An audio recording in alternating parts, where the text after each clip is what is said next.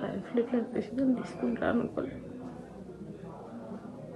కానీ అవి తీసుకోవాల్సి వస్తుంది. నేను తప్పు చేస్తాను అనుకోకండి, ఇదే కరెక్ట్. రంగారెడ్డి జిల్లా నాచారంలో యువతి ఆత్మహత్య.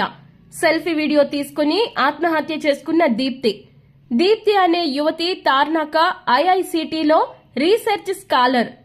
ఐఐసిటిలో అవుట్ సోర్సింగ్ ఉద్యోగం ఇప్పిస్తానంటూ ఓ వ్యక్తి నుంచి 15 లక్షల రూపాయలు తీసుకున్న దీప్తి తండ్రి కాగా డబ్బులు తీసుకుని ఉద్యోగం ఇప్పించలేకపోయారు. దీంతో ఉద్యోగం ఇప్పించలేక డబ్బులు తిరిగి ఇవ్వకపోవడంతో పోలీసులకు ఆ వ్యక్తి కంప్లైంట్ చేశారు. కంప్లైంట్ చేసిన బాధితుడు అనిల్ ఐజీ ఆఫీస్లో కానిస్టేబుల్ గా విధులు నిర్వహిస్తున్నారు. పోలీసులకు కంప్లైంట్ చేయడంతో తీవ్ర మనస్తాపానికి గురై దీప్తి అనే యువతి ఆత్మహత్య చేసుకుంది. అనిల్ వేధింపుల వల్లనే దీప్తి చనిపోయిందని దీప్తి తల్లి ఆరోపిస్తున్నారు.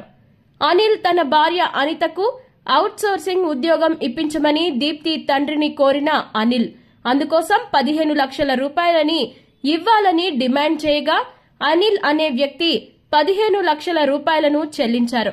కాగా ఉద్యోగం ఇప్పించకపోవడంతో తీసుకున్న డబ్బులు తిరిగి చెల్లించకపోవడంతో దీప్తి తండ్రి సంగీతరావుపై పోలీసులకు కంప్లైంట్ చేశారు ఆ దంపతులు.